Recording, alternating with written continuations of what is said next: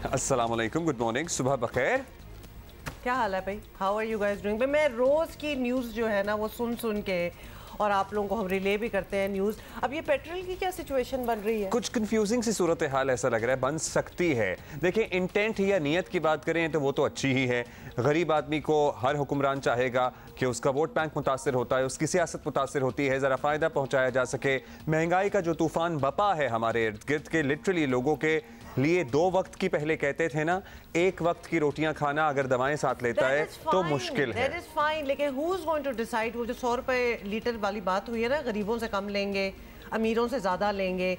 कौन अमीर है, कौन गरीब है? Who's going to decide कि कौन अमीर है, कौन गरीब है, किसके क्या हालात है, नहीं है, कौन स्ट्रगल करके अपनी स्टैंडर्ड ऑफ लिविंग को मेंटेन कर रहा है? ये बड़ी सेंसिटिव, बड़ी इंपॉर्टेंट चीज है। Who's going to decide that? देखिए, 660 सीसी की बहुत सी जापानी गाड़ियां हैं जो उन 1000 सीसी की गाड़ियों से कई गुना महंगी हैं, जो लोगों ने 20-20 साल से रखी हैं, जो लोगों ने 20-20 साल से रखी हुई हैं। तो ये सीसी का क्या क्राइटेरिया है? क्योंकि अगर 800 सीसी से ऊपर की गाड़ियों को महंगा पेट्रोल दिया जाएगा उल्टा, तो 1000 सीसी या इवन पुराने मॉडल की 1200 सीसी वाली गाड़ियां जिन्होंने रखी हुई हैं वो कोई अमीर लोग नहीं हैं। उनसे ज्यादा अमीर वो हैं जिन्होंने दीगर जापानी गाड़ियां जो कम पावर की रखी हुई हैं, हाइब्रिड किस्म की है। बहुत से लोगों को आई पर्सनली नो जिन्होंने बाकी अपने एसेट्स बेच के, क्योंकि अच्छा, ये सारे मामलात ना गाड़ी ली तो अब वो अमीरों में आ जाएंगे या गरीबों में आएंगे, मतलब ये बड़ा मुश्किल है इसका। अच्छा चलें, ठीक है, हमने कहा इंटेंट अच्छी है, लेकिन इम्प्लीमेंटेशन कैसे होगी, क्या प्लान है? क्योंकि इस इंटेंट की बात अब से नहीं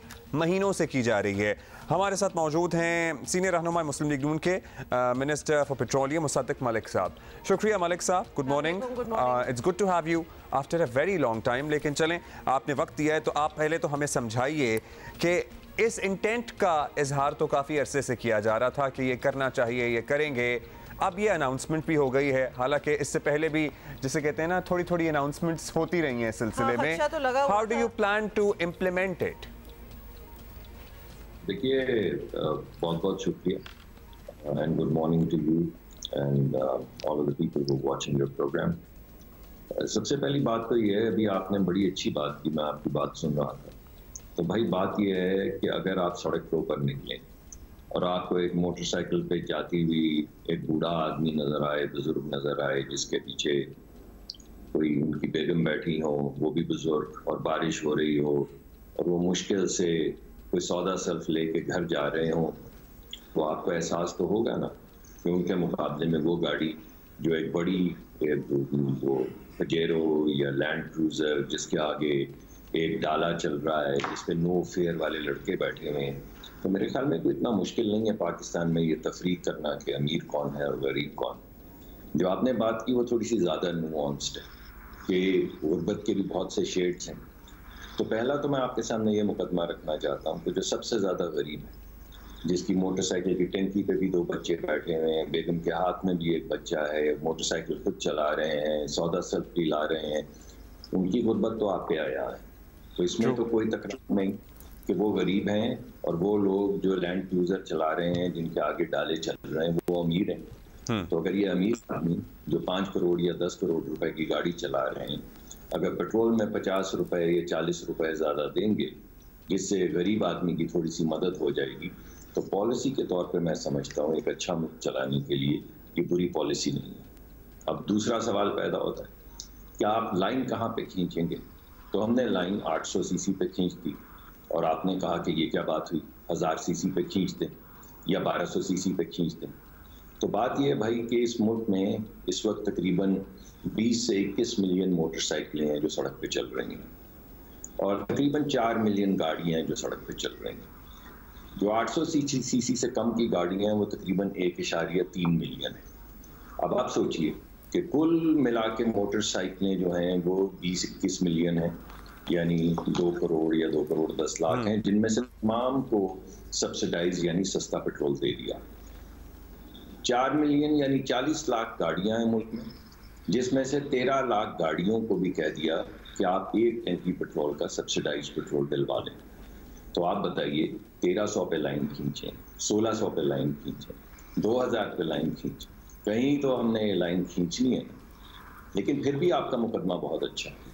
तो अब सोचा ये है कि पहली फेज में तो ये कर लेंगे, लेकिन दूसरी फेज में हमारे पास बिस्प का जो डेटा है उस डेटा से ये देखना शुरू करेंगे कि इनमें असल में अमीर कौन है और गरीब कौन है, और एक और फिल्टर डालेंगे जो इस फेज में नहीं डालेंगे। इंशाल्लाह 5-6 महीने के बाद हम हो या कोई भी और हुकूमत हो, वो देखेगी तरीका। अच्छा है, क्योंकि अगला सवाल मेरे जहन में यही था कि 5-6 महीने के बाद की बात जरा दूर की है, आपने खुद ही क्लियर कर दिया। बता देता हूँ आपको मैंने क्यों क्लियर किया। आपको याद होगा lady health care worker programme शुरू हुआ था, किसने शुरू किया था? किसी को याद नहीं, लेकिन क्योंकि उसमें गरीब आदमी का बेनिफिट है तो आज तक वो प्रोग्राम चल रहा है। ये मोटरवेज बनी थी, किसी को याद है, किसी को नहीं याद ये किस दौर में बनी थी, मगर आज भी लोग उससे मुस्तफीद हो रहे हैं। जो अच्छा प्रोग्राम होता है ये बेस्ट प्रोग्राम को देख, 3-4 हुकूमतें तो बदल चुकी हैं। इस वजह से जब आप हुकूमत साजी के अमल में आते हैं तो आप ये नहीं सोचते कि मैं रहूंगा या नहीं रहूंगा, ना रहें। अगर लोग नहीं चाहेंगे तो हम नहीं रहेंगे, और अगर लोग चाहेंगे तो आ जाएंगे। ये तो लोगों पे मुनहसर है और ये उनका हक है। तो जो भी हुकूमत आएगी कोई अच्छा तरीका कार तय कर जाएंगे तो वो उसको जरूर फॉलो करेगी। वो तो तभी होगा जब इंतखाबात की बारी आएगी। अच्छा मुस्तदक मलिक साहब, एक और चीज़, बिकॉज बहुत सी इंफॉर्मेशन रिगार्डिंग IMF से जो डीलिंग्स हो रही हैं, जो टॉक्स चले हो रही हैं, वो भी इंफॉर्मेशन आती रहती है। अब आप इसमें क्लैरिटी दे सकते हैं कि IMF ने भी बड़ी स्ट्रिक्टली इन अ सेंस मना किया हुआ, एक कंडीशन डाली हुई है कि हुकूमत कोई सब्सिडी कोई रिलीफ ना दे। तो अगर ऐसा ही है तो इसको कैसे जस्टिफाई करेंगे, ये जो इस वक्त प्लान है पेट्रोल का? देखें, पहले तो हम ये जो लफ्ज़ सब्सिडी इस्तेमाल करते हैं मुहावरे की ज़बान में इस्तेमाल करते हैं। हम सब्सिडी तो नहीं दे रहे, हम तो अमीर को उससे टैक्स ले रहे हैं और गरीब को उसका फ़ायदा दे रहे हैं। अगर ख़जाने पे कोई बोझ हो, मैंने जैसे आपको अभी बताया, ये तो मैंने आपको बता दिया कि कितने हाउस होल्ड हमारी स्कीम से मुतासर होंगे, यानी तकरीबन 2 करोड़ 20 लाख के करीब लोग जो हैं वो हमारे, नहीं 2 करोड़ क्यों मैं कह रहा हूँ, तकरीबन 22 मिलियन लोग या 23 मिलियन लोग इससे फ़ायदा उठाएंगे। और जिनको इजाफी तेल की कीमत देना पड़ेगी वो कुल मिला के तकरीबन आप समझ लीजिए कोई 30 लाख लोग हैं। तो ये तो एक अच्छी पॉलिसी हुई ना कि जो लोग साहिब हैसियत हैं उनसे ज़्यादा पैसे, तो जो सस्ती जिनको सस्ता पेट्रोल मिलेगा, गाड़ी वाले फॉर इंस्टेंस 800 सीसी, उनको एक टैंकी या 30 लीटर तक मिलेगा, और जो इजाफी कीमत दे रहे होंगे वो महीने में जितना भी इस्तेमाल करें वो इजाफी ही कीमत दे रहे होंगे। आप बिल्कुल समझिए, होगा ऐसे कि जो हमने एनालिसिस किया है उसमें गरीब आदमी जो है वो तकरीबन 21 लीटर मोटरसाइकिल में पेट्रोल इस्तेमाल करता है। तो फैसला ये किया गया है कि तमाम 21 लीटर पेट्रोल जो वो खरीदता है महीने में, उसकी कीमत और अमीर आदमी की कीमत में 100 रुपए का फर्क होगा। ये वज़ीर आज़म का हुक्म है, यही नवाज शरीफ साहब की हिदायत थी। दूसरी बात है कि गाड़ी की, जो 800 सीसी की गाड़ी है उसकी टैंकी तकरीबन 30 लीटर की होती है, और गरीब आदमी एक महीने में तकरीबन 3 टैंकी पेट्रोल इस्तेमाल करता है। तो एक टैंकी पे यानी 30 लीटर पे तो कैसे होगा ये? नादरा के डेटा के साथ लिंक होगा कि इस गाड़ी ने पेट्रोल भरवा लिया है? मतलब how would you maintain the data to the petrol station? We are just and how would you know कि ये सेकंड टाइम आ रहा है, कि ये पहली बार आया है या महीने में तीसरी दफा? मतलब ये किस तरह डिटरमिन, और ये कौन डिसाइड करेगा? देखिए, मुझे बस यही आप लोगों के शो में आने का मजा आता है। आप लोग होशियार हैं, आपको पहले से जवाब भी पता होते हैं, सवाल भी पता होते हैं, तो इसके सवाल में ही आपने जवाब भी दे दिया है। होता है ऐसे है कि हमारे पास नादरा का एक डेटाबेस है और एक और डेटाबेस है जिसमें गाड़ियों की रजिस्ट्रेशन है। दोनों में एक चीज़ कॉमन है और वो है आपका ID कार्ड। तो जब आप ID कार्ड के साथ जब आप गाड़ी की रजिस्ट्रेशन के तमाम कागजात उसका डेटाबेस लेते हैं तो उसमें ID कार्ड होता है। ID कार्ड पे नाम भी होता है और ID कार्ड से मुंसलिक एक मोटरसाइकिल उसकी रजिस्ट्रेशन भी है। उस ID कार्ड से मुंसलिक टेलीफोन नंबर भी है। अब ये तीनों चीज़ें तो आपके सामने आ गई। अब आपके पास फ़ोन भी है, ID कार्ड भी है, गाड़ी की रजिस्ट्रेशन मोटरसाइकिल की भी है। तो एक पैगाम जाएगा हुकूमत की तरफ से 6-7 हफ्ते के बाद कि भाई आपको ये जो स्पेशल स्कीम है सस्ते पेट्रोल की, इसमें इनरोल कर दिया गया है। अब आप जाइए और सस्ता पेट्रोल डलवा लो। तो जब आप जाएंगे तो आप, और ये ज़रूरी नहीं कि आपको महंगा जो आईफोन वगैरह है ये लेना पड़े, आप आम सा ये 300-400 रुपए वाला टेलीफोन जो है उस पर आप अपना ID कार्ड नंबर डालेंगे तो आपको 1 टाइम पासवर्ड मिल जाएगा। बिल्कुल उसी तरह जिस तरह आप अपना ID कार्ड डालते हैं तो आपको बता देता है वो आपका जो गेटवे है कि आपने किस जगह पे जाके किस पोलिंग स्टेशन में वोट डालना है। तो आप वो अपना 1 टाइम पासवर्ड और ID कार्ड लेके पेट्रोल पंप चले जाएंगे। वहाँ पे भी टेलीफोन के ऊपर ही एक एप्लीकेशन जो है वो 6 हफ्ते में 7 हफ्ते में हर जगह पे वो लगा दी जाएगी। आपका आईडी कार्ड और वन टाइम पासवर्ड वो आप देंगे, और बिल्कुल जिस तरह जैज़ कैश है या तो क्या तेज पैसा या इस तरह के जितने भी प्रोग्राम चल रहे हैं, बिल्कुल उस तरह वन टाइम पासवर्ड के ऊपर आप पेट्रोल डलवाएंगे, आप 100 रुपया कम देंगे, सरकार ने जो पैसे दिए होंगे अमीर आदमी से, उन पैसों में से वो सब्सिडी आपको पेट्रोल पंप को दे दी। चलें, आई होप दिस कि आपका ये सिस्टम जिसकी आप तैयारी में हैं, जिसमें सर्टनली चंद हफ्ते लगेंगे, इसमें आवाम भी ज़रा ईमानदारी का मुजाहरा करें, पेट्रोल स्टेशन मालिकान भी ईमानदारी का मुजाहरा करें, क्योंकि आपको पता है ना वो नौबत भी आ जाती है जब आपको टीवी पे आके कहना पड़ता है कि अगर अब पेट्रोल ना मिला तो कार्रवाई होगी। सो हम मतलब हमारे अपने रवैयों पे भी गौर करने की हम सबको जरूरत है। पॉइंट आउट जरूर करना है कि वो हजरात जिन्होंने अपनी बाइक सब डॉक्यूमेंटेशन पूरी नहीं हुई, अपने नाम पे नहीं की हुई, वो करनी पड़ेगी, वो भी करनी पड़ेगी, तो वो प्रोसेस भी बीच में हो जाए। हाँ, अच्छा, अब मुसद्दिक मलिक साहब, जी आप कुछ कहना चाह रहे हैं, उसके बाद हम अगला सवाल कर लेते हैं, बताइए। एक बात देखिए, इसके अंदर इस प्रोसेस में उतनी इंटेग्रिटी है जितनी आपकी जब आप ऑनलाइन बैंकिंग करते हैं तो उसमें इंटेग्रिटी होती है, तो उसमें किसी को ईमानदारी या बेईमानी करने की जरूरत तो नहीं होती है। आप जब ऑनलाइन जाते हैं, कोई चीज़ खरीदते हैं या अपनी पेमेंट करते हैं केबल टेलीविजन की ऑनलाइन, तो आपको कभी अब्यूज़ तो नहीं हुई। जो प्रोसेस आपकी बैंकिंग ट्रांजैक्शन में इस्तेमाल हो रहा है, जो प्रोसेस आपके ये पेमेंट्स के अंदर इस्तेमाल हो रहा है, जो प्रोसेस आप ये जैज़ कैश के अंदर या इजी पैसा में इस्तेमाल कर रहे हैं, बिल्कुल वही प्रोसेस है। अगर इसमें चोरी हो सकती है तो उसमें भी हो सकती है, और अगर उसमें नहीं हो रही तो इंशाल्लाह इसमें भी नहीं। The vehicle has to be registered on your name as well। आवाम को हम ये बार बार बताते भी रहेंगे। अच्छा मलिक साहब, हाथ पैर मार रहे हैं हम, IMF से अभी तक हमारा स्टाफ लेवल का अग्रीमेंट नहीं हो सका है। अभी मैं देख रहा था श्रीलंका का भी अप्रूव हो गया सारा बेल आउट पैकेज, और आप लोग ये स्कीम भी लेकर आए हैं। ज़ाहिर है गरीब आदमी की मुश्किलात भी आवाम की मुश्किलात भी हुकूमत के सामने हैं। इज एनी थॉट हुकूमत की सफ़ों में कि हमने काफ़ी कर लिया, इस झमेले से जान छुड़ाते हैं, इंतखाबात कराते हैं और किसी एक डायरेक्शन में आगे बढ़ते हैं? जी बिल्कुल 100%। और मैं आपके जब बात काटी, मैं माजरत चाहता हूँ उसके लिए, तब भी मैंने यही कहा कि मैं तो इंतखाबात के हक में हूँ। आप एक क्लिप नहीं दिखा पाएंगे जिसमें मैं कह रहा हूँ कि वक्त से इंतखाबात नहीं होने चाहिए।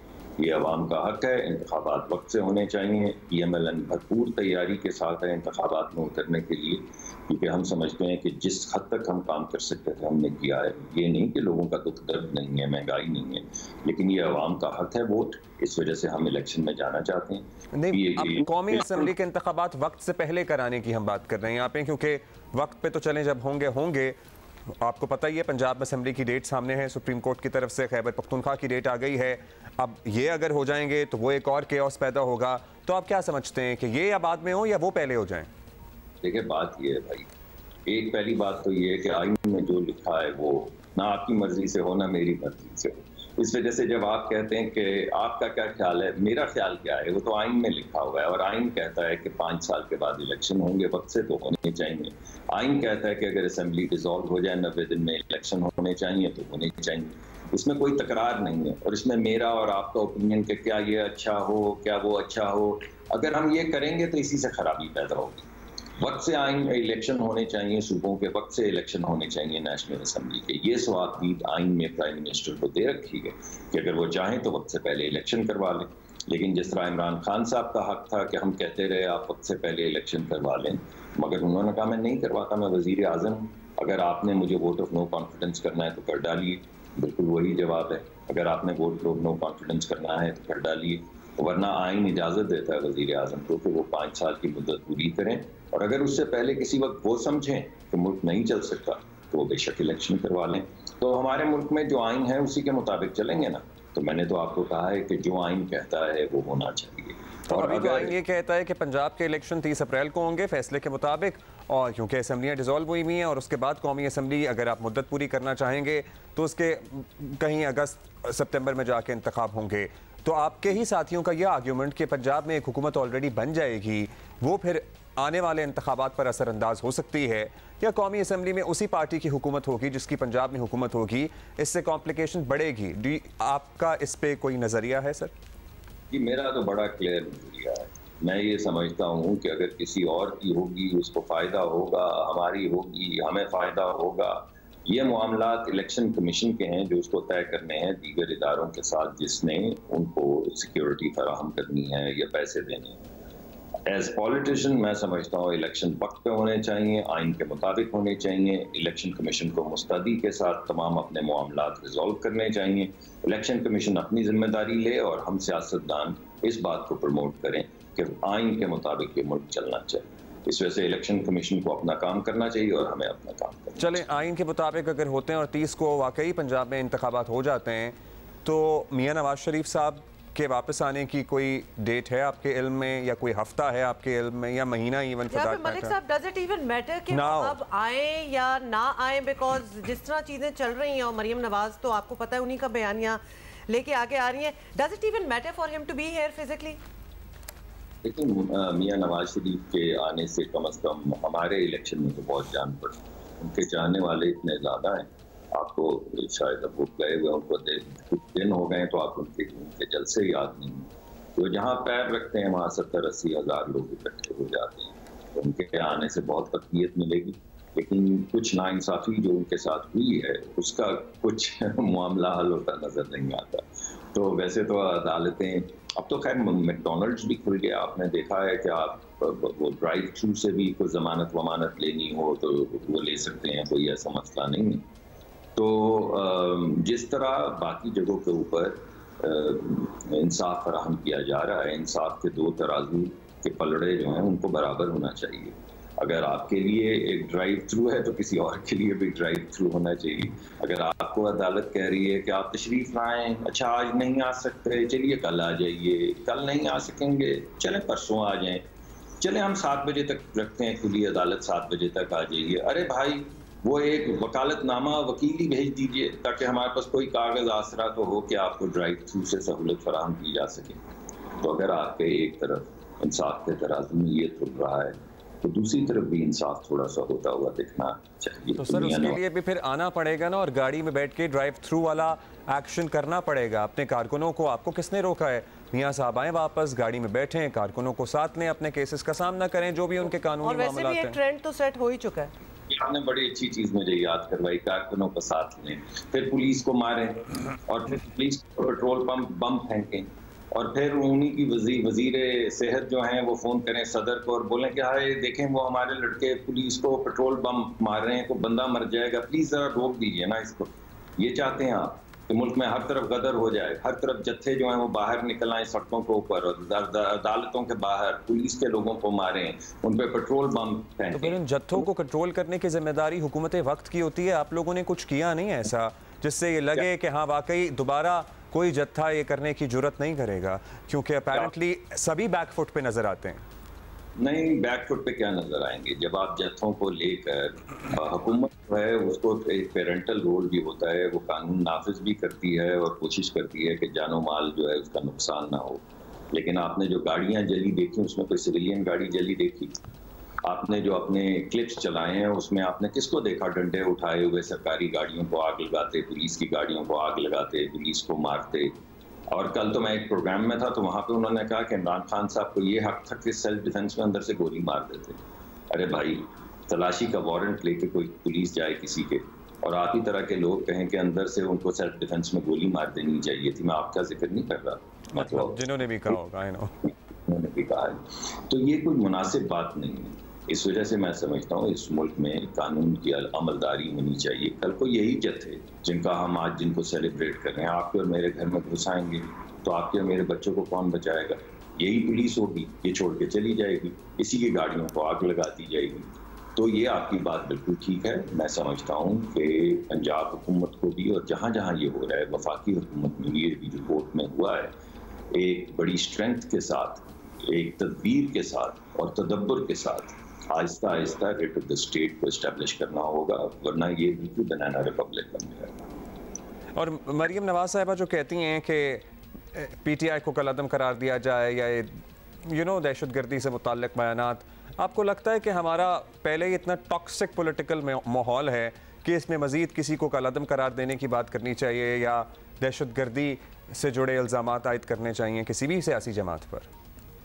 देखें, पहली बात ये कलअदम करने का फैसला जो है वो तो होगा अदालती कार्रवाई के बाद। उसका तो एक पूरा प्रोसेस है जो आइन में लिखा हुआ है, किसी के कहने से कोई पार्टी कलअदम करार नहीं दी जाएगी। लेकिन आपको याद होगा कुछ दिन पहले शायद आप लोगों के टेलीविजन प्रोग्राम ने भी वो दिखाया कि एक पुराने टीटीपी के साहब जिनको सजाए मौत हो चुकी थी और फिर वो 8-9 साल तालिबान की कैद में भी रहकर आए हैं, वो PTI में इमरान खान साहब की हिफाजत पे थे। यानी एक साहब जिनको दहशतगर्दी सजाए मौत हो चुकी है, जो दहशतगर्दी की वजह से 9 साल अफगानिस्तान की जेल में रहकर आए और वो यहाँ पर आके ये कह रहे हैं खुद अपने इंटरव्यूज में कि मैं टीटीपी नहीं, मैं तो वो सवात वाले जिन्होंने आर्मी की गर्दनें काटी थी, मैं तो उस जत्थे में था, मैं कोई टीटीपी के जत्थे में थोड़ी था।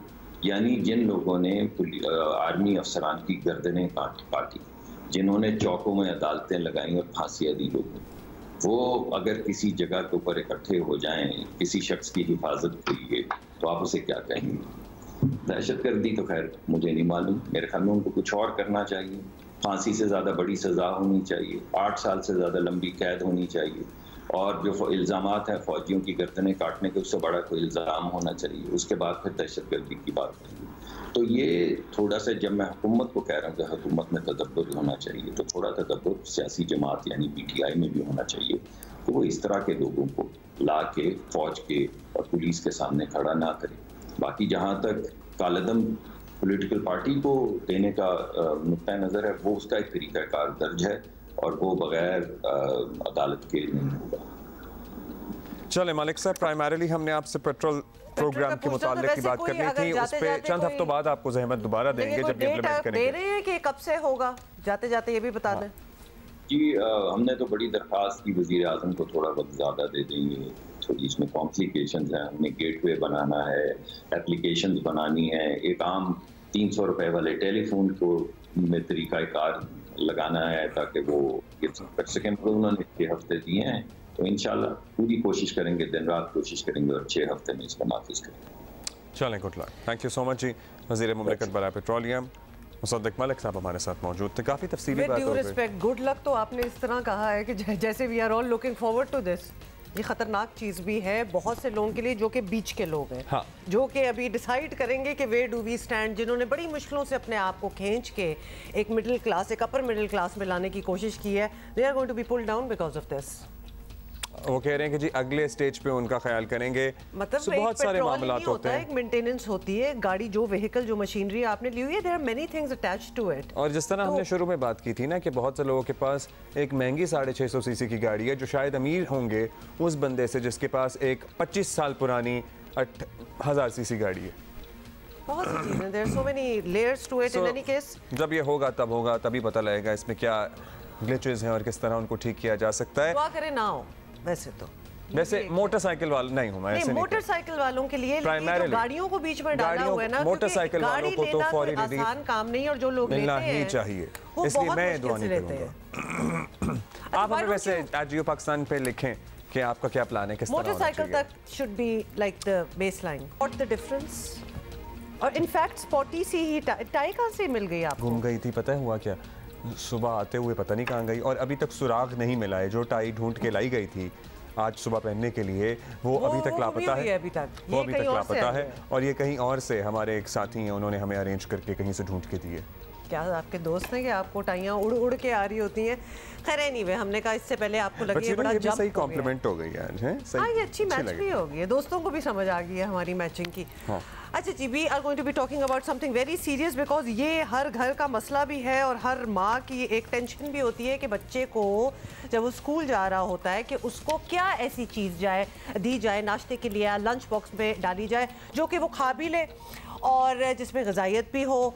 ये बड़ा ही यार मैं मिलना चाहता हूँ उन वालिदैन से जिनके बच्चे स्कूल जाते हुए नाश्ता करते हैं, क्योंकि मेरे बच्चे तो नहीं करते। कौन से बच्चे नाश्ता करते? वैसे नाश्ता कर लेते हैं, मैं उस किस्म का बच्चा थी। मैं नहीं था, मैं तो दिन के किसी पहर पे नाश्ता, आई लव नाश्ता। स्कूल जाते हुए बच्चों को कुछ खिलाना बड़ा मुश्किल काम होता है। कुछ लिक्विड्स वगैरह फिर भी दूध पी लेते हैं लटरम पटरम, बड़ी मुश्किल से। देन मेकिंग श्योर कि बच्चे जो लंच लेके स्कूल जा रहे हैं वो भी, क्योंकि माँ ने तो मानी होना था कि तो उनको इतना अच्छा लगे कि वो पास ऑन ना कर दें, दे एक्चुअली हैव इट। तो ये बड़ी टेक्निकल चीज़ें हैं और it is a challenge for all the mothers, parents. इसी पे बात करते हैं, हमारे साथ मौजूद हैं doctor Ayesha Abbas is with us, who is a nutritionist as well. Absolutely, और डॉक्टर आयशा से पहले भी बात हो रही थी। डॉक्टर आयशा, ये हमने वैसे सही एक प्रेडिक्शन की है कि ये एक बड़ी टेंशन है, ये चैलेंज है कि आजकल बच्चों को क्या ऐसी चीज़ सबसे पहले तो दी जाए जो वो खा पी लें और एक्चुअली उनके लिए ज़रा ग़िज़ाइयत में न्यूट्रिशियस हो, कुछ बेहतर हो उनके लिए। हर माँ के लिए एक चैलेंज है, क्योंकि माँ इतनी मेहनत बच्चों पे कर रही होती है और उसको वो चाहती है कि उसका बच्चा एक्सेल करे एकेडमिक्स में, फर्स्ट आए, पोजीशन लाए। और जिस तरह का आजकल कंपटीशन है स्कूल के अंदर, पहले इतना नहीं होता था, अब तो ये कि इतनी ज़्यादा उनको प्रोजेक्ट्स दे दिए जाते हैं, इतनी ज़्यादा कंपटीशन है, स्टडीज़ हैं, तो वो चाह रही होती है कि बच्चा कुछ बन के दिखाए और कुछ कुछ ऐसे रिजल्ट्स लेके आए। लेकिन जहाँ पे खाने पीने का सिलसिला आता है वहाँ पे माँ को बहुत परेशानी होती है, बच्चे बहुत तंग करते हैं, बहुत परेशान करते हैं। और सुबह बच्चे एटलीस्ट माँ के साथ होते हैं, दोपहर में बच्चे माँ के साथ होते हैं, शाम में होते हैं, लेकिन जो स्कूल का इतना लंबा टाइम पीरियड है उसमें बच्चे माँ के साथ बिल्कुल भी नहीं होते और बच्चा खासा टाइम है। अगर उसमें अगर देखा जाए 8 घंटे होते हैं और अगर उसमें देखा जाए तो बच्चे की एनर्जी जो है वो बहुत ड्रेन हो जाती है। अगर सही तरीके से वो स्कूल का लंच बॉक्स ना लेके जाए और ना खाए तो वो कैसे वहाँ पे परफॉर्म करेगा? घर आके तो वो निढाल होगा ही, लेकिन स्कूल में भी निढाल होगा। और स्कूल में अमूमन जो लंच ब्रेक होती है वो 10:30-11 बजे होती है। आमतौर पे तमाम स्कूल्स का यही रुझान होता है। तो अगर ऐसा लंच बॉक्स बच्चे को दे दिया जाए जिसमें एक बैलेंस डाइट हो तो माँ को एटलीस्ट सुकून रहेगा। अच्छा, वैरायटी के भी तो मसला होता है ना कि रोजाना एक तरह की चीजें नहीं लेके जानी। अब रोज नई नई चीजें आप सोचते ही रहे कि क्या क्या बना के दें, ये एक चैलेंज भी तो होता है। ये एक चैलेंज भी होता है, लेकिन ये कि अब स्कूल्स ने इस चीज़ को बहुत ईजी कर दिया है और वो बाकायदा एक टाइम टेबल भी बना देते हैं कि भाई इस दिन इस तरीके से करें। इस दिन वेजिटेबल लें, हाँ वेजिटेबल लें, या वो ये कह देते हैं कि प्रोटीन लें और कार्बोहाइड्रेट लें, यानी कि कॉम्बिनेशन में ये दो चीज़ें हों। और हम जो डॉक्टर्स और न्यूट्रिशनिस्ट हैं हम खुद भी ये कहते हैं कि प्रोटीन और कार्ब दोनों चीज़ें अगर होती हैं तो बच्चे की परफॉर्मेंस जो है उसके रिजल्ट्स बहुत अच्छे आते हैं। बाकायदा 2016 में 2019 में ये स्टडीज़ ने प्रूव किया है कि combination of protein and carb. अब कॉम्बिनेशन हम कैसे लंच बॉक्स में दे सकते हैं? अगर हम देखा जाए तो फल हो गया, किसी दिन सैंडविच हो गया, किसी दिन नट्स हो गए। अगर प्रोटीन में हम देखें तो अंडा अगर आपने एग सुबह खिला के भेज दिया है ब्रेकफास्ट में बच्चे को, तो फिर अब हम उसके लिए बेहतरीन अगर सोल्यूशन देखें तो दूध से बढ़कर कोई चीज़ नहीं है। ठीक है, अब मिल्क को हम लेकिन दूध स्कूल कैसे लेके जाएं? हाँ ये बात है कि दूध हम स्कूल कैसे लेके जाएं। अब जाहिर है हम उसको किसी तरीके से हमने भेजना तो है, ठीक है, तो उसके लिए बेहतरीन सोल्यूशन जो है वो ऑल्पर्स वाले लेके आए हैं और उन्होंने इतना अच्छा फ्लेवर्ड मिल्क निकाला है और वो भी बच्चों के टेस्ट के हिसाब से। वो चॉकलेट में भी है, वो स्ट्रॉबेरी में भी है, वो बादाम जाफरान में भी। इसकी ग़िज़ाइयत पे फर्क तो नहीं पड़ता? क्योंकि लोग कहते हैं ना एडिटिव चीजें होती हैं। आपने खुद ही मेंशन कर दिया तो हम पूछ लें, ये जो फ्लेवर्ड मिल्क होता है ये मिल्क ही होता है? हाँ। क्योंकि ये इसमें मतलब आप एक डब्बे में बंद है, एक चॉकलेट है या स्ट्रॉबेरी है या व्हाटएवर इट इज और कहा ये जा रहा है कि ये मिल्क है, व्हाट डू वी नो कि ये है क्या? ये बिल्कुल मिल्क है और इसके अंदर ना सिर्फ ये कि दूध है बल्कि इसके अंदर एडिशनल विटामिन्स डाली गई हैं। इसमें विटामिन ए है, डी है, कैल्शियम है, प्रोटीन तो ये है ही, क्योंकि हमने बच्चे से ये माँ से वादा किया है कि हम बच्चे को प्रोटीन पहुँचाएंगे। तो उसमें प्रोटीन तो दूध के फॉर्म में है, लेकिन एडिशनल जो विटामिन्स बच्चे को दी जा रही हैं तो वो उसकी वजह से जो बच्चा बिल्कुल 10:30-11 बजे के बाद अगर उसके टेस्ट हैं वो निढाल हो रहा है, वीकनेस है, उसकी परफॉर्मेंस एनर्जी ड्रेन हो रही है, तो वो ये सारी चीजें जो है वो कवर करेंगी, ये सारी विटामिन्स। अच्छा, प्रिजर्वेटिव्स को वैसे डिस्करेज भी किया जाता है, लेकिन इसकी क्या फॉर्मुलेशन है जिससे ये एक्चुअली फ़ायदा दे सेहत को नुकसान पहुंचाने? देखिए प्रिजर्वेटिव्स में जो बेहतरीन चीज़ इस्तेमाल की जाती है जो नुकसान ना दे वो होता है शुगर। ठीक है, और डेली जो इंटेक बच्चा कर सकता है वो 80 ग्राम्स कर सकता है। जो ऑल्पर्स का फ्लेवर्ड मिल्क है, ठीक है, उसमें 20 ग्राम्स जो है शुगर इस्तेमाल की जा रही है, जो कि बहुत मुनासिब है। और दूसरी बात है कि सोर्स ऑफ एनर्जी भी बच्चे को चाहिए। चीनी वैसे भी बच्चे की ज़रूरत है ताकि उसको एनर्जी मिल सके। वो खेलता है, कूदता है, भागता है, दौड़ता है, बच्चे वैसे भी कंज्यूम कर रहे होते हैं, हर तरफ उनको स्कूल में जाना है, आना है, तो ये एनर्जी भी उनको मिल जाएगी। एज अ प्रिजर्वेटिव जो है शुगर अपना काम भी कर लेगा और दूध के ज़रिए उनको वो ग़िज़ाइयत भी मिल जाएगी जिससे उनके मेमोरी के जो प्रॉब्लम्स हैं और प्रोटीन की वजह से उनके मसल, बोन, टीथ, कंसंट्रेशन, सारी चीज़ों पे ज़बरदस्त काम हो जाएगा। चलिए जबरदस्त। अच्छा, ये तो बड़ा अच्छा आपने doctor Ayesha, thank you for being here. और आपने बड़ा अच्छा एक्सप्लेन किया कि किस तरह से आप बच्चों को ये फ्लेवर्ड मिल्क दे सकते हैं। Just put it in their lunch box and whatever flavor that they like, ये किया जा सकता है। लेकिन डॉक्टर आयशा ने एक बात की थी और अब्दुल्ला आप बता सकते हैं, माशाल्लाह आप अपने बेटे को तैयार करके स्कूल भेजते हैं, फ्रूट्स खाते हैं बच्चे? फ्रूट्स बच्चे आजकल खाते हैं वैसे Really? शौक से। हाँ, मुझे तो मेरे बच्चे There was a time when जब fruit बच्चे was the last फ्रूट्स नहीं thing. खाते थे। हाँ बिल्कुल ऐसा ही था कि फ्रूट्स अब वगैरह। बच्चे प्रोटीन से भागते हैं। हाँ प्रोटीन से। खैर एनीवे बड़े चॉइसेस भी दुनिया हाँ, में आ लेकिन चुकी बच्चों हैं। को कोई भी चीज़ खिलाने के लिए खुद खाना ज़रूरी है। जैसे कहते हैं ना कि इस्लाम फैलाने के लिए अमल करना ज़रूरी होता है, तो बच्चों को फ्रूट्स खिलाने के लिए और कुछ भी करने लीड बाय के लिए एग्जांपल करना हाँ, तो आपको खुद भी दूध पीना ज़रूरी है, खुद भी फ्रूट्स खाना ज़रूरी है, खुद भी ये सारी चीज़ें और बच्चा खुद ब पर्टिकुलरली खुद माओं खाएगा। को दूध पीना बहुत जरूरी Yes, है। it's So very वो हम important जरूर for their कहते health रहते हैं खवातीन की क्योंकि हड्डियों के एक्चुअली लिए बहुत यू वेरी जरूरी है। राइट बिकॉज जो भी आप खा पी रहे हो वो बच्चे को चाहिए होता है। अच्छा इंटरेस्टिंग बात है। अब आप सोचें इस बारे में खुद कि फैसला करें। साबिक वजीर आज़म इमरान खान ने दावा किया है कि उन्होंने अपनी 26 साल सियासी तारीख में कभी इंतशार नहीं फैलाया। ये उन्होंने कहा है, मतलब बड़ी बात की है उन्होंने। कितनी चीज आ रही है मुझे। Don't do that. एनीवे कभी भी नहीं फैलाया, कभी भी नहीं की इंतशार की सियासत। अच्छा एक वर्ड मुझे अच्छा लगा, फेंटा। तो उन्होंने कहा मैं ऐसा फेंटा लगाना ना, फेंटी तो सुना हुआ था, फेंटा नहीं सुना था। और दूसरा तो बाकी देख लिया, मतलब उन्होंने तो कभी इसका इंतशार नहीं फैलाया लेकिन शदीद किस्म की इंसाइटमेंट टू वायलेंस। इतने सालों की तरबियत थी जिसका अमली मुजाहिरा भी, और फिर पुलिस वालों को और दीगर एहलकारों को इन्होंने फेंटे लगाए भी हैं अभी रिसेंटली। सो लेकिन but he कभी said भी कि मैंने ऐसा कुछ कभी नहीं किया। कोई गमला टूटा?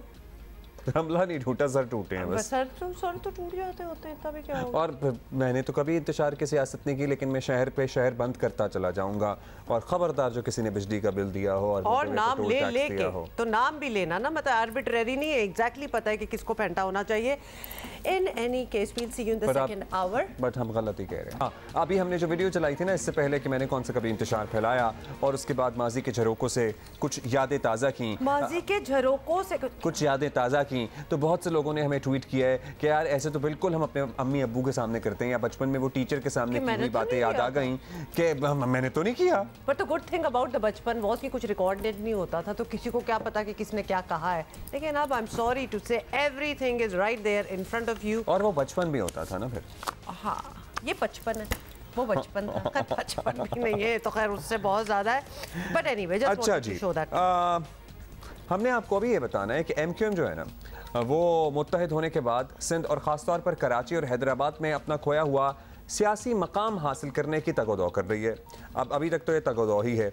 एमक्यूएम ने हल्का बंदियों के तनाज़े पर पहले कराची के बल्दियाती इंतखाबात का बायकॉट किया, और आजकल सूबे में होने वाली डिजिटल मरदमशुमारी पर भी वो वफाक और सिंध हुकूमत से नाराज़ हैं, जिसका वक्तन फ़वक्तन इजहार भी होता रहता है। और मुत्तहिदा ही के मुतालबे पर सिंध हुकूमत ने कराची में 53 यूनियन कमेटीज़ का इजाफा किया, मगर एमक्यूएम अब भी समझती है कि दुरुस्त मरदमशुमारी नहीं हो रही। मतलब दुनिया में कौन सी चीज़ है जो इन्हें सेटिस्फाई कर पाएगी, ये हम पीपल्स पार्टी वाले के पूछते हैं। तो वो जी नए बल्दियाती इंतखाबात कराने का मुतालबा भी कर रहे हैं, देख लें।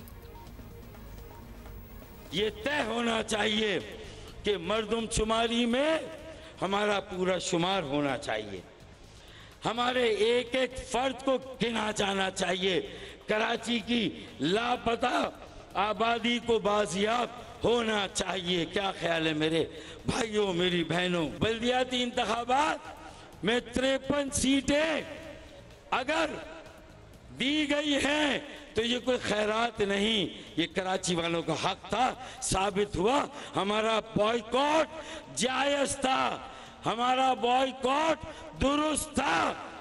अब ये 53 सीटों के इजाफे ने साबित कर दिया कि इनके बगैर अगर बल्दियाती इलेक्शन हुआ तो साबित हुआ कि धांधली ज़दा इलेक्शन था, क्योंकि धांधली ज़दा हल्का बंदियां थी। तो इसलिए बल्दियाती इंतखाबात दोबारा होने चाहिए।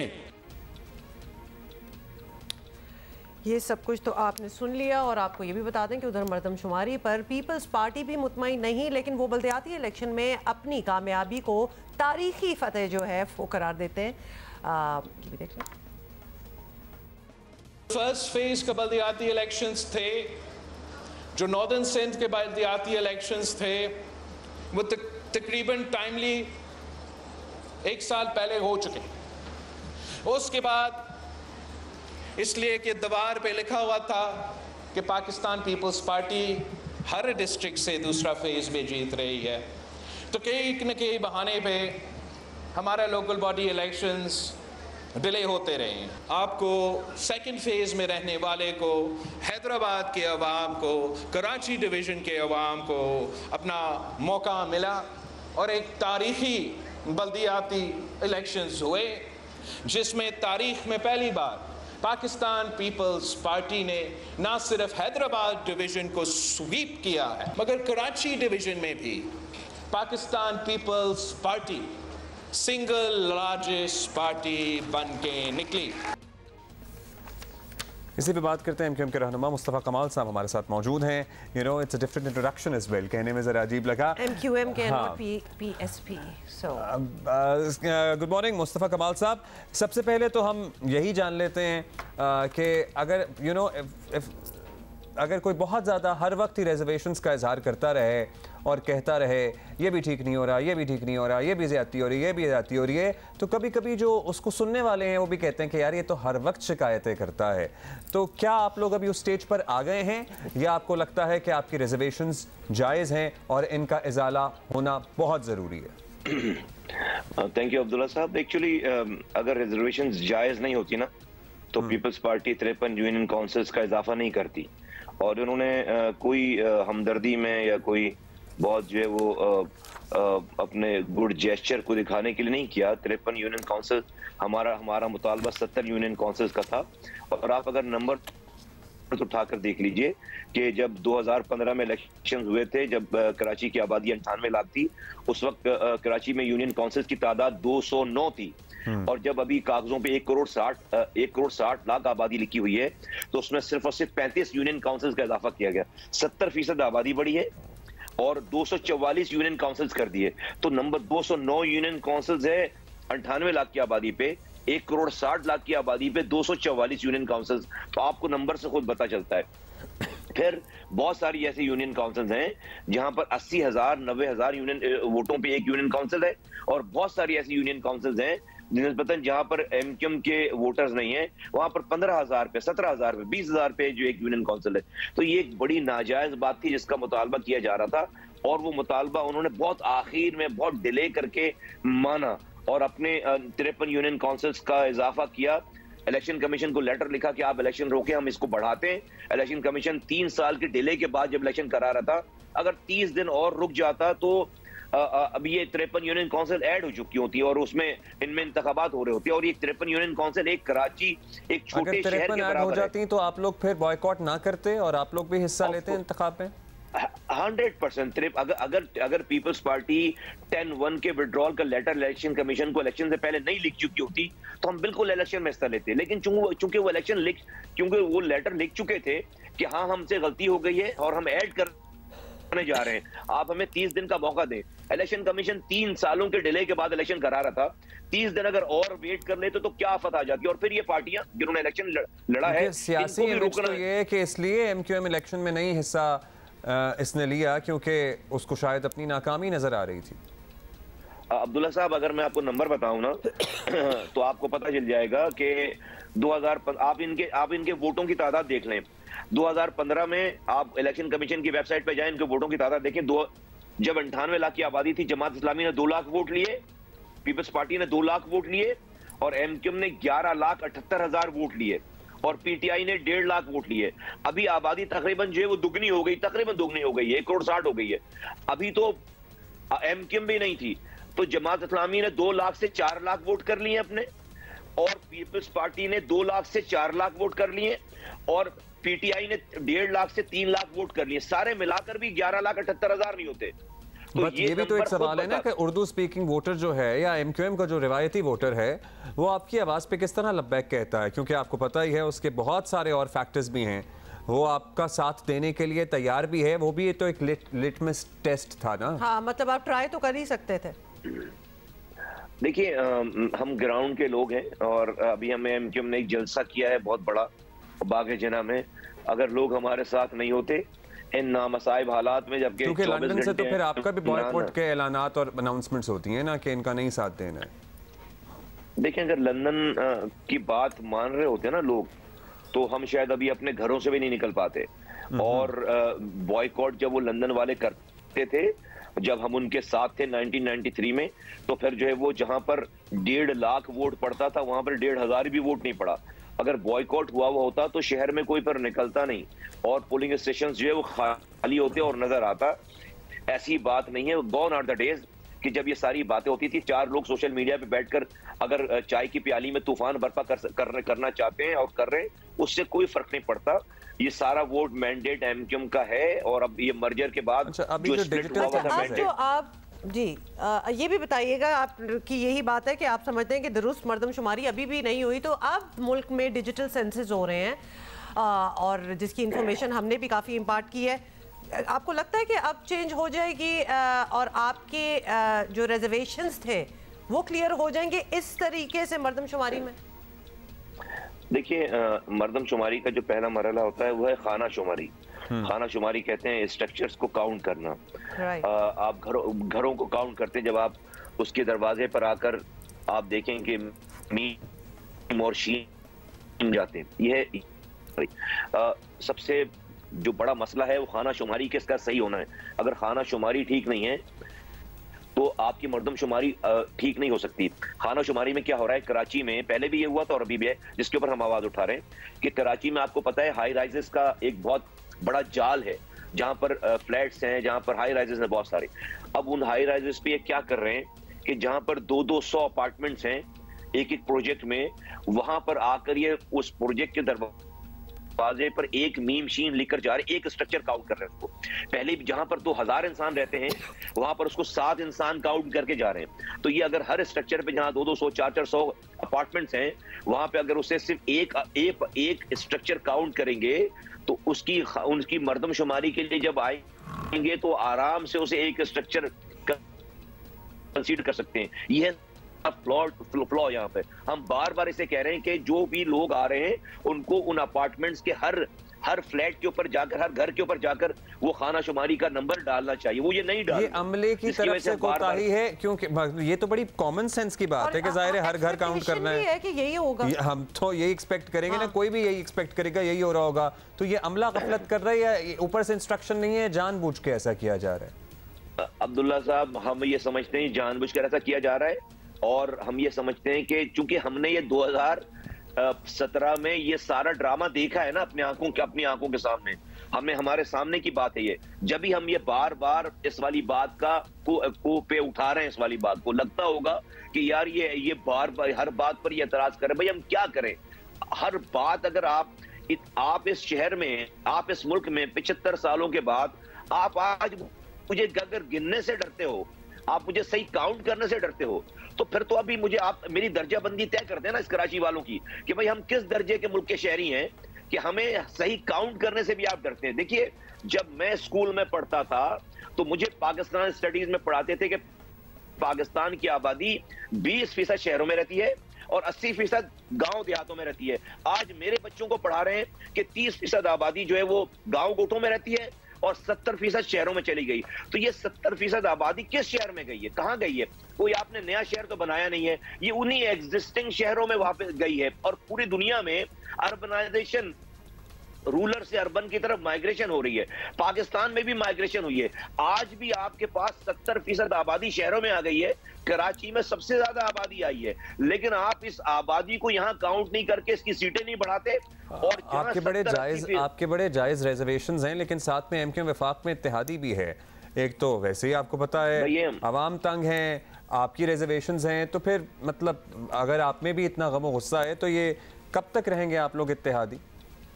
अब्दुल्ला भाई, ये तो हमें सवाल का जवाब मेरे पास तो नहीं है, टू बी वेरी ऑनेस्ट। और हम इस पे क्या कहें, हम इस पे आप इस पे गौर कर रहे हैं एटलीस्ट?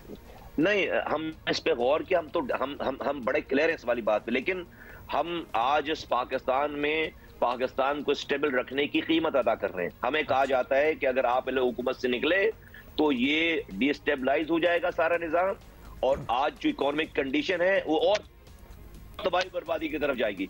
आज एमक्यूएम इस पोजीशन पे नहीं है कि वो सबसे लड़ाई कर ले, सारे लोगों से लड़ ले और सबको नाराज कर ले। मैं इससे ज्यादा और कुछ नहीं कह सकता। तो आज हमारा तो कोई फायदा नहीं, हम इस हुकूमत का बर्डन अपने शोल्डर पे लेकर चल रहे हैं और हमें लोगों को जो है जवाब देना पड़ता, कोई फायदा नहीं है, हमें कोई बात हमारी नहीं मानी जा रही। लेकिन अगर आज मैं इस पोजीशन, अगर आज मैं अपने फैसले करता हूं, एमक्यूएम अपने फैसले करती है, तो कल को यही सारे लोग नाराज होकर कहेंगे कि आप आप इसलिए नहीं कर रहे कोई फैसला कि आप सबसे लड़ाई नहीं मोड़ ले सकते इस वक्त? हम नहीं मोड़ ले सकते, सच तो ये बात है। चलें, thank you speaking the truth, thank you so much Mustafa कमाल साहब, thank you for being with us और हैव अ गुड डे। अभी हुमा क्या कर, but I am just thinking why be a part of that हुकूमत जब आपको ना कुछ मिल रहा हो ना आप कुछ कर सकते हो। तो कह रहे हैं ना कि हम सबसे क्या लड़ लें एक दफा ही, इस घर में भी तो रहना है हमें, मामलात भी तो चलाने हैं। अच्छा जी, मूविंग ऑन, और अब मूड चेंज करें थोड़ा सा। बहुत ही आपने तो सुबह सुबह अब्दुल्ला आप जो स्टार्ट हो जाते हैं ना, मैं बताऊंगी आपको कि जी पाकिस्तान, आपको पता है कि पाकिस्तान टीम अफगानिस्तान के खिलाफ 3 T20 मैचेस की सीरीज खेलने कल UAE रवाना होगी और टीम की क़यादत कर रहे हैं शादाब खान। और ये सीरीज इस लिहाज से, बाय द वे अब्दुल्ला आप भी सुन लें गौर से, इस लिहाज से अहम है कि स्क्वाड में PSL स्टार्स जो हैं जैसे कि एहसानुल्लाह, साइम अयूब, तैयब ताहिर और जमान खान, जिन्होंने कमाल की है इस वक्त PSL 8 में, वो डेब्यू कर रहे हैं इस सीरीज में। और Babar Azam, by the way Mohammad Rizwan, Fakhar Zaman, Haris Rauf और शाहीन अफरीदी को आराम दिया जा रहा है। और दो की तो बीच में नई शादी भी हुई है, तो उनको आराम चाहिए भी वैसे, obviously they need some time out. कर रहे हैं कुछ लोग इस फैसले पे, कुछ के ख्याल में अफगानिस्तान टीम एक मजबूत टीम है, ऐसा ना हो कि खिलाड़ियों का करियर ही दांव पर लग जाए। पाकिस्तान अफगानिस्तान के दरमियान पहला मैच 24 मार्च को खेला जाएगा, जस्ट बाय द वे। और इसी पे बात करते हैं, साबिक चीफ सेलेक्टर मोहम्मद वसीम हमारे साथ मौजूद हैं। बहुत शुक्रिया वसीम साहब। वसीम साहब, पाकिस्तान क्रिकेट बोर्ड ने फैसला किया कि सीनियर्स को देना है रेस्ट और अफगानिस्तान के खिलाफ नया टैलेंट आजमाया जाएगा, एक नई सी टीम सी बना दी है। अब आपके वाले आपने सीनियर जूनियर मिक्स जो फार्मूला एक होता है, जो फार्मूला होता है, ये आपको लगता है ये काम करेगा इस सीरीज में हमारे लिए? देखिए, आइडियली तो यही होता है कि आप यंगस्टर्स को चांसेस देते हैं, लेकिन उसके साथ साथ आपकी जो एक कोर होता है टीम का, जो मेन आपके 3-4 जो आपके जिसको कह सकते हैं जी कि जो टीम चलाने वाले प्लेयर्स होते हैं, उनके अराउंड आप यंगस्टर्स खिलाते हैं। तो एकदम से नए खिला देना, मतलब I am not against playing with new boys, मतलब इनको खिलाने के लिए, लेकिन जो थोड़ा सा जो लग रहा है कि शायद ज़्यादा रिस्पॉन्सिबिलिटी इनको दे दी है। लेकिन मुझे लग रहा है कि तो इनके अंदर टैलेंट तो है, स्किल्स भी हैं, इन्होंने परफॉर्म भी किया हुआ है। जो थोड़ा सा कंसर्न मुझे नज़र आ रहा है वो ये कि देखिए, हम टीम ग्रूम करने की कोशिश कर रहे हैं, ठीक है, हम ऑल फॉर इट कि आप यंगस्टर्स खिलाएं, लेकिन साथ साथ जो एक मेजर जिसका एक रोल होता है कोई भी टीम बनाने के लिए, वो होता है आपका कैप्टन। और आपने एक सेटल कैप्टन को रेस्ट करवा दिया है, तो टीम तो बेसिकली उसने बनानी है, उसने आगे टीम चलानी है। तो आई थिंक इस पे मैं एग्री नहीं हूँ कि आप बाबर को रेस्ट करवा रहे हो और टीम के अंदर आप 4-5 नए लड़के डाल रहे हैं। आई थिंक बाबर टीम के अंदर होता, उसके साथ आप लड़के डालते ताकि वो उसके साथ बाबर उनको खिलाता, और आगे जो आपका वर्ल्ड कप आ रहा है, बहुत क्रिकेट आगे आ रही है, उसकी अच्छे से प्रिपरेशन हो जानी थी। लेकिन अब तो चलें, जो होना था हो गया है। मैं तो गुड लक कह सकता हूँ जो नए लड़के आए हैं, और अल्लाह करे वो परफॉर्म भी कर रहे हैं। लेकिन आइडियल सिनारियों के अंदर आप कैप्टन को ऑन बोर्ड आपको करना चाहिए था, और अभी तक जो लग रहा है कि कैप्टन को ऑन बोर्ड नहीं किया गया है और ना ही सीनियर प्लेयर्स को ऑन बोर्ड किया गया है, जिसकी वजह से आगे चल के बहुत से मसाइल आ सकते हैं क्रिकेट बोर्ड को। अच्छा ठीक है, ये भी इट मेक्स सेंस, आपको जो एक कंसर्न है कुछ रिजर्वेशंस हैं, हाँ कुछ रिजर्वेशंस हैं which a lot of actually people might agree with them as well. PSL में परफॉर्म करने वालों को इंटरनेशनल सतह पर ले जाना एक अच्छी बात तो डेफिनेटली है, और एक नया एक्सपीरियंस होगा एंड ऑल, लेकिन इसमें एक बड़ा रिस्क ये है कि अच्छे भले टैलेंटेड लड़के जो हैं वो किसी भी वजह से 2-4 मैचेस में अगर अच्छा परफॉर्म ना करें तो उनका करियर जो है वो वहीं ख़त्म हो जाता है, and we have seen that in the past as well. तो क्या PSL परफॉर्मर्स को एक टूर्नामेंट की बुनियाद पर जल्दी से आगे ले जाना ये ठीक डिसीजन है, या फिर अभी इनको मजीद टाइम चाहिए? तो लड़के बिला वजह उनको नुकसान ना हो ना, और प्रेशर की बात है ना, और कोई इतने सीनियर्स हैं नहीं इर्द गिर्द। देखिए, इसमें एक तो ठीक है, परफॉर्मेंस को रिगार्ड तो करना चाहिए, चाहे वो PSL की है चाहे आपकी वो डोमेस्टिक क्रिकेट है। अब उसमें आ जाता है आपकी पॉलिसी क्या है कि आप कितना चांस, क्योंकि देखिए आई बिलीव कि जो मैंने एक पॉलिसी अपनाई हुई थी फेयर चांस पॉलिसी, कि उसमें ये नहीं कि एक मैच किसी को खिलाया 2 मैचेस खिलाए, एक प्रॉपर एक रन उसको आपने देनी है लड़के को जो भी नया आता है, क्योंकि इट्स नॉट ईजी, मुश्किल है। और ये सीरीज भी आगे चल के मुश्किल ही लग रही है कि वहाँ पे उनकी काफ़ी टीम हमें तगड़ी नजर आ रही है अफगानिस्तान की। लेकिन ये लड़के जाते हैं तो जो आपका पॉइंट वैलिड है कि ये ना हो कि 2 परफॉर्मेंसेस के बाद इनको डिस्कार्ड कर दिया जाए, आई थिंक बहुत ज्यादती होगी किसी भी बच्चे के करियर के साथ। तो आई थिंक इनको एक्सपोजर के लिए भेज रहे हैं, एक्सपीरियंस के लिए भेज रहे हैं, तो ये चीज़ ज़हन में होनी चाहिए कि वो मिरेकल्स नहीं करने उन्हें जाके एक दिन में, अल्लाह करे वो परफॉर्म करें, अगर नहीं करते तो यही लड़के आके परफॉर्म करते हुए आ रहे हैं। जहाँ तक सिर्फ PSL की परफॉर्मेंस की आप बात करते हैं, देखिए आई ऑलवेज बिलीव, हालांकि मेरे पे ये बात होती थी कि PSL की परफॉर्मेंस के ऊपर लड़के पिक हो रहे हैं, लेकिन कोई भी ऐसा लड़का नहीं था जो प्योरली PSL की परफॉर्मेंस के ऊपर पिक हुआ। मैं उसको जोड़ता था हमारी डोमेस्टिक क्रिकेट की परफॉर्मेंस के साथ, उसमें जो फर्स्ट क्लास भी लड़के खेल रहे हैं, जो आपके 50 ओवर्स भी खेल रहे हैं, आपका नेशनल T20 भी होता था, तो वो कंबाइन करके आपको परफॉर्मेंसेज नजर आती थी उसके अंदर। लेकिन PSL हमारा ऑब्वियसली बड़ा ब्रांड है, हमारा मतलब हाई प्रेशर वाली क्रिकेट है, तो इसकी जो परफॉर्मेंस है उसको रिगार्ड तो किया जाना चाहिए। चलें, होपफुली किसी के साथ ज्यादती नहीं होगी। बहुत शुक्रिया आपका। मोहम्मद वसीम साहब हमारे साथ मौजूद थे। लेकिन I just hope that they don't come under pressure and lose their Please don't boys, chill करो। और एक हम बात कर रहे थे, सोचा आपसे भी बात कर लें कि तहरीक इंसाफ हो या पुलिस, दोनों जानिब से ताकत का इस्तेमाल हो रहा है और पुलिस के साथ जो सलूक हुआ ये किसी भी पुरअमन सियासी जमात को जेब नहीं देता। और इसी तरह पुलिस का रवैया और बयानात निगरां हुकूमत की गैर जानबदारी पर सवालात उठा रहे हैं। बतौर पार्टी सरबराह इमरान खान की जिम्मेदारी है कारकुनों को पुरअमन रहने की तलकीन करें। बहुत अरसे से हम ये बात कर रहे हैं कि उनकी तरफ से एक स्टेटमेंट आ जाए तो वाकई उनके जो फॉलोअर्स हैं उनकी सुन लेंगे। था उन्होंने वैसे वो माजी की तमाम स्टेटमेंट्स तो हमने दिखाई थी आपको, लेकिन कल परसों उन्होंने कहा था कि ज़रा पुरअमन रहें। खैर तो मतलब साबिक वज़ीर आज़म रहे हैं हमारे, उनकी तरफ से कोई स्टेटमेंट इस किस्म की जाती है, it would have an effect. मैं वो पुलिस वालों को कह रहा हूँ जिन्होंने इस मुल्क में रहना है, आपको हिसाब देना पड़ेगा। और आज से इंशाल्लाह हम शुरू करेंगे केसेस आपके, और आप सबको हिसाब देना पड़ेगा। मतलब ये तो आपको पता ही है, रिवायती अंदाज है, इनका हिसाब देना पड़ेगा, मज़ा चखा देंगे, छुपने की जगह नहीं मिलेगी, गैरतमंद ना होने के ताने भी देते हैं। यानी अमन अमान यकीनी बनाना और सियासी जमातों और कारकुनों को तहफ़्फ़ुज़ देना पुलिस और निगरान हुकूमत का काम है। लेकिन PTI को भी सोचना पड़ेगा कि आखिर क्यों एक निगरान वज़ीर आला पंजाब PTI क़यादत की सिक्योरिटी वापस लेने तक की बातें कर रहे हैं। मैं किसी सूरत नहीं चाहता था कि कोई खून खराबा हो। पुलिस वालों को आज सुबह हमने कह दिया है, अब उनको जो करना पड़ेगा वो करेंगे। रेट ऑफ द गवर्नमेंट कायम होगी, अगर पुलिस वालों की तरफ हाथ बढ़ाएगा वो हाथ तोड़ेंगे। मैं अपने पुलिस वाले के साथ खड़ा हूँ, कोई एक्शन करेगा उसका ऐसा जवाब देंगे कि वो एक दफ़ा उनको भी पता चलेगा। लीड की गाड़ी गुजर रही थी, वो अपनी ड्यूटी ऑफ करके जा रहे थे, उनको रोक के उनके वेपन छीने के, दो उस गाड़ी को तोड़ा पहले, और तकरीबन 3 साढ़े 3 बजे उस गाड़ी को कैनाल में फेंक दिया। पिछले 5-7 दिन के अंदर जो ये टेररिस्ट एक्टिविटी हुई है, इसके ऊपर हमने फैसला किया है गवर्नमेंट ने कि JIT बना दें। इमरान खान साहब ने कल भी पुलिस वालों को थ्रेट किया है। ये किसी सूरत इजाज़त नहीं हो सकती कि वो पुलिस वालों को इस तरह खुलेआम धमकियां दें। अगर उनको पुलिस पे ट्रस्ट नहीं है, जो सिक्योरिटी पुलिस ने दी हुई है उसको वापस भिजवा दें। पुलिस भी अब जिस तरीके से गालियाँ खा के तो सिक्योरिटी नहीं दे सकती।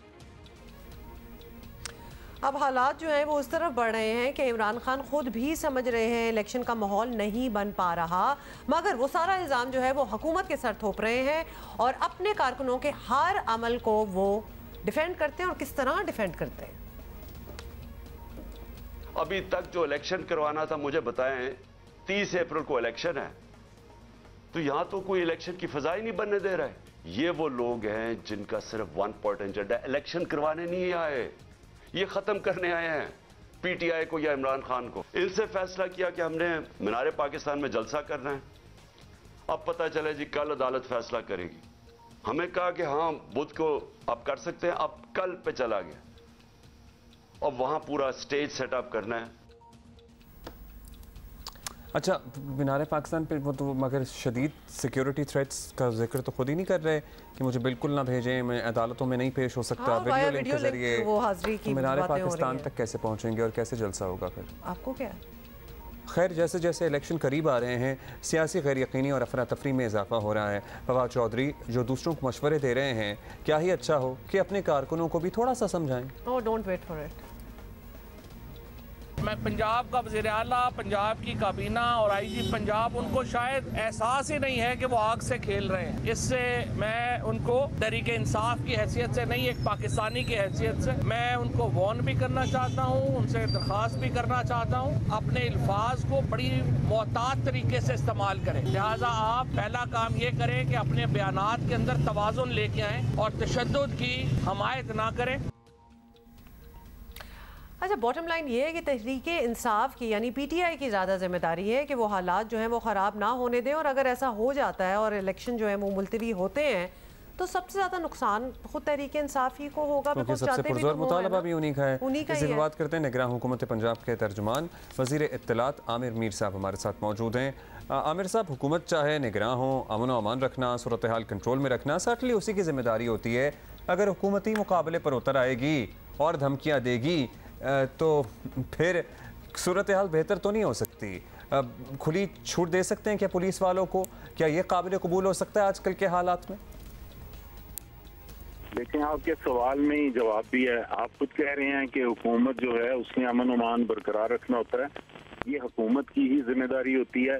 हुकूमत निगरान हो तो उसका ये मतलब नहीं होता कि मुल्क में जंगल का कानून है, आइन खत्म हो गया है, कानून की अमलदारी खत्म हो गई है।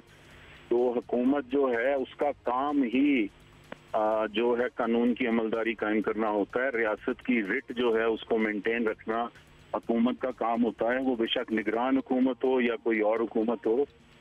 तो जहाँ तक मुकाबले की बात है, तो जब कोई कानून हाथ में लेगा, रियासत की रिट को चैलेंज करेगा तो उसका मुकाबला करना पड़ता है। अच्छा, ये बताएं कि जब हुकूमत ने ठान लिया कि तहरीके इंसाफ को भरपूर जवाब दिया जाएगा, तो मुकदमात जो हैं वो तो आपने कायम कर लिए, सर्च वारंट जेब में रखा है, क्या आजकल में ज़मान पार्क में कोई मज़ीद कार्रवाई होने जा रही है? कुछ आपने मज़ीद प्लान किया है कि उधर अभी हमने काम मुकम्मल नहीं किया? देखते हैं, जब जब ज़मान पार्क को नो गो एरिया बनाने की कोशिश होगी तब वहाँ पर एक्शन होगा और उसका नो गो एरिया का स्टेटस जो है वो ख़त्म किया जाएगा। जत्तों की हुकूमत कायम करने की इजाज़त नहीं दी जा सकती। वैसे आप चेक कर लें, आप जाके देख लें कि आपको जाने दिया जाता है या नहीं, क्योंकि वो सॉर्ट ऑफ दोबारा उसी तरह कन्वर्ट हो गया था। आप ये बता दीजिए कि अब इमरान खान ने, आपको पता ही है, पुलिस वालों पर भी सख्त इल्ज़ामात लगाए हैं, ज़ुबान भी सख्त है, अपने कत्ल की एक साजिश का भी बता रहे हैं। हाँ, पूरी डिटेल एक बड़े लीडर हैं, फॉलोइंग हैं, लोग सुमन बुकमन उनकी बातों पर यकीन करते हैं, साबिक वज़ीर आज़म भी हैं। तो क्या इन इल्ज़ामात पर्टिकुलरली वो जो कत्ल की साजिश का बता रहे हैं, तफ्तीश तो होनी चाहिए इसकी? लेकिन वो जो इल्ज़ामात लगा रहे हैं वो जुडिशल कॉम्प्लेक्स के हवाले से लगा रहे हैं। इस्लामाबाद जब वो गए थे, इसका जवाब आपको फेडरल गवर्नमेंट से, इंटीरियर मिनिस्ट्री से, राना सनाउल्लाह खान साहब से लेना चाहिए। ये इल्ज़ाम वो जुडिशल कॉम्प्लेक्स के हवाले से उन्होंने जो बात की है उस हवाले से लगा रहे हैं। बाकी मेरा नहीं ख्याल कि इन इल्ज़ामात में तो सदाकत है। अगर आप इन इल्ज़ामात को सीरियसली लें तो वो तो मुसलसल इस तरह की गुफ्तगू करते चले आ रहे हैं। आमिर मीर साहब, ये भी बताएं कि आपकी हुकूमत का प्राइमरीली मैंडेट जो है वो इंतखाबात कराना है, और खान साहब कह रहे हैं कि इंतखाबात का माहौल ही नहीं बनने दिया जा रहा। तो क्या निगरान हुकूमत को भी यही लगता है कि इन हालात में इलेक्शन होना मुश्किल है? देखिए, हर सवाल में आप खान साहब को घुसा देती हैं। क्या पाकिस्तान में जो इलेक्शंस होने हैं वो खान साहब के लिए होने हैं या उनकी जमात के लिए होने हैं? बाकी पॉलिटिकल पार्टीज भी तो हैं पाकिस्तान में, तो वो तो ऐसी बात कोई नहीं कर रहा। अब वो अगर ये बात कर रहे हैं तो उनको पता हो वो क्या कह सकते हैं। बाकी इलेक्शंस जो हैं मतलब जैसा कि शेड्यूल आया हुआ तो उस शेड्यूल के मुताबिक ही अभी तक तो हमें पता है और हम उस हवाले से तैयारियां भी कर रहे हैं। बाकी पॉलिटिकल पार्टीज तो आपके साथ ही है ना, मतलब खान साहब की एक पीटीआई है जो जरा आपसे अगेंस्ट है, या तो आपको ना बॉदर करती होती है बात? नहीं, इनके साथ तो नहीं, वो कह रहे हैं कि अब शेड्यूल आया हुआ उसके मुताबिक होंगे इलेक्शन। लेट्स सी क्या होता है। बहुत शुक्रिया आपका आमिर मीर साहब। Just by the way, and secondly के इलेक्शन की सबसे ज़्यादा ख्वाहिश पाकिस्तान तहरीक इंसाफ की है। बाकी लोग ऑल्दो कहते तो हैं कि आइन के मुताबिक होना चाहिए, तमाम काम और इलेक्शन वक्त पर होने चाहिए। इस वक्त सिर्फ गूंज पीटीआई की ही है और एक जवाबी फायर इधर उधर से हो रहे हैं और बाकी पॉलिटिकल पार्टीज तमाशा देख रही हैं। So the action is from there, the rest is all reaction. Yes, absolutely. Salim साफी साहब हमारे साथ। पंजाब में इंतखाबी माहौल और police, Punjab police versus PTI workers की सीनियर तज्ज़ियाकार सलीम साफी साहब हमारे साथ मौजूद हैं। साफी साहब, दोनों तरफ से आपको पता ही है ज़रा ताकत का इस्तेमाल नज़र आया। खैर अब ये कहा जा रहा है कि पुलिस अब नहीं रखेगी ध्यान, वो जो उन्हें मारेगा वो मारेंगे फिर, क्योंकि पहले ध्यान रखा हुआ था, पहले वैसे रखा भी हुआ था। अब इल्ज़ामात का भी तबादला हो रहा है। पुलिस, इमरान खान और बिल्कुल अब लिटरली आमने सामने हैं। किस तरफ जा रहे हैं हालात? What do you see?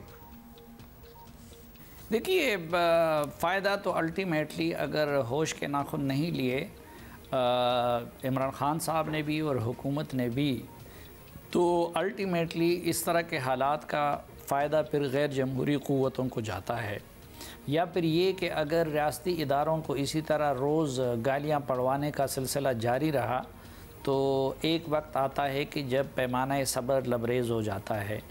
तो मैं तो यही कहूँगा कि दोनों साइड्स को अपने आप को आईन और क़ानून के दायरे तक महदूद कर देना चाहिए और अदालतों के सामने दोनों साइडों का सर तस्लीम खम कर देना चाहिए और अदालतों को अपनी ज़िम्मेदारियाँ खैर जानिबदारी के साथ वो सरअंजाम देनी चाहिए। ठीक है, साफ़ी साहब ये भी बताएं कि अब खान साहब ऑब्वियसली एक मकबूल लीडर हैं, अवाम की बड़ी तादाद उनके साथ है और उनके लिए मरने मारने को भी तैयार होती है, तो ऐसे में उन्हें नामालूम अफराद भी नज़र आ रहे हैं, अपनी जान का ख़तरा भी महसूस हो रहा है और कुछ गलत भी नहीं है क्योंकि एक दफ़ा वज़ीर-ए-बात का तो सब कुछ पता ही है क्या हुआ था वहाँ। तो अदालतों में पेशी के साथ जलसे रैलियों में भी ख़तरा होगा, ऐसे में वो अपनी इंतखाबी मुहिम क्या लगता है आपको किस तरह चलाएँगे या फिर this is all a part of the whole thing?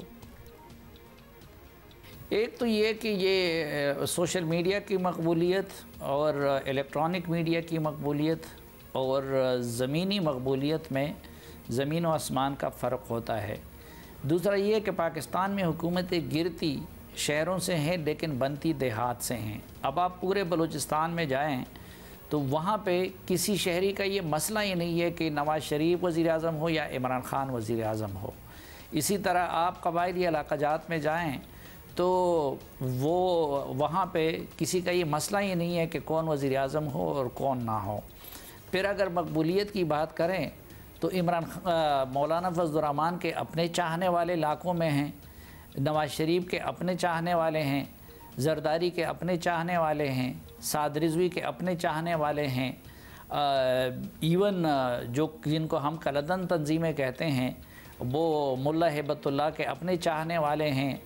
और अगर ये बुनियाद बन जाए तो फिर तो ये है कि कल कोई पाकिस्तानी भी मकबूलियत की बुनियाद पे लीडर जो है वो अदालत में पेश नहीं हो सकेगा, क्योंकि ये जो सवाल में मैं कहता हूँ कि इमरान खान के साथ ज़्यादातर वो लोग हैं जो गाली दे सकते हैं। इसलिए ये फ़ैसला इलेक्शन में आवाम पे छोड़ना चाहिए कि कौन मकबूल है या कौन अदम मकबूल है, और फिर मकबूलियत की बुनियाद पे किसी के साथ इम्तियाजी सलूक नहीं होना चाहिए, क्योंकि हमारे आइन में ये लिखा है कि कानून की नज़रों में हर शहरी बराबर है। मतलब मकबूलियत किसी को ग्रीन सिग्नल तो नहीं देती कि वो जो चाहे करे या जो चाहे मनवा ले, लेकिन और हालात भी मुख्तलिफ है, मतलब किसी से शायद कंपैरिजन थोड़ी सी रिफ्लेक्शन आ जाती है वैसे मकबूलियत की। साफ़ी साहब, ये सिर्फ सोशल मीडिया तक अब ये फिनोमेना महदूद नहीं रहा है। खैर, अब हमें ये बता दीजिए कि पंजाब हुकूमत, निगरान पंजाब हुकूमत और पीटीआई, ऐसा लग रहा है कि अब वो सॉर्ट ऑफ सामने आमने एक दूसरे के। आपको लगता है कि इनमें कोई सलाह सफाई की गुंजाइश मौजूद है? ये बहुत अफसोसनाक अमर है, क्योंकि अगर आप देखें तो हुकूमत की तब्दीली से पहले ये जिसको हम मकबूल कहते हैं इमरान खान साहब, वो पाकिस्तान के गैर मकबूल तरीन लीडर बन गए थे और सब लोग उनसे इतने नाला थे कि सेनेट के इलेक्शन के दौरान मुस्लिम लीग नून के टिकट के वादे की बुनियाद पे जरदारी साहब लोगों को दूसरी तरफ ला रहे थे।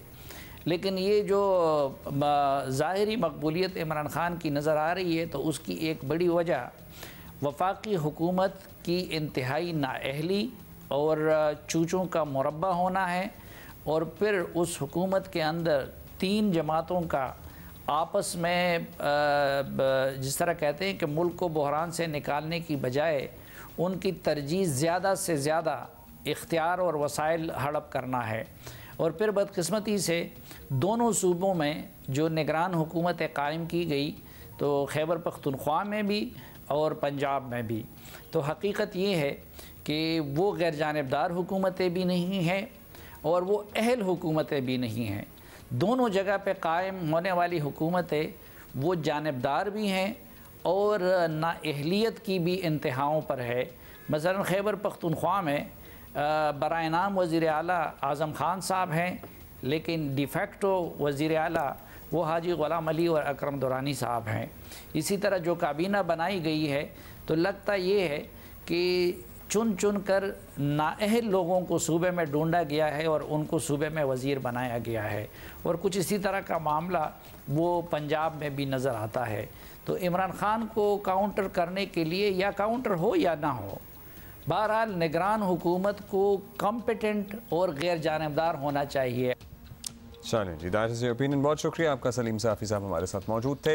अभी वक्त बहुत कम है। अच्छा जल्दी से बता दें, आज बड़े इंपॉर्टेंट बहुत सारे दिन नहीं है आज, कुछ बहुत सारे दिन है, जैसे कि जी international day for the elimination of racial discrimination, इस पे तो ज़रा तफसीली बात मनाया जा रहा है। और साथ ही वर्ल्ड पोइट्री डे, इस पे नहीं तफसीली होनी चाहिए थी यूनेस्को की तरफ से, ये भी एक डे, इस पे तो पूरा दीवान हो सकता है, किताब लिख दी जाए। नहीं खैर व्हाटएवर। अच्छा जी, पाकिस्तान, ईरान, अफगानिस्तान समेत जश्न नौरोज़ का मुख्तलिफ ममालिक में आगाज़ हो गया। बिल्कुल ये भी है, और वर्ल्ड डाउन सिंड्रोम डे भी आज जो है वो मनाया जा रहा है। और साथ ही इंटरनेशनल डे ऑफ फॉरेस्ट्स, जो कि हमारे कम होते जा रहे हैं, जिनको मज़ीद बढ़ाने की ज़रूरत है, वो भी चल रहा है। That is it. We're going to see you tomorrow.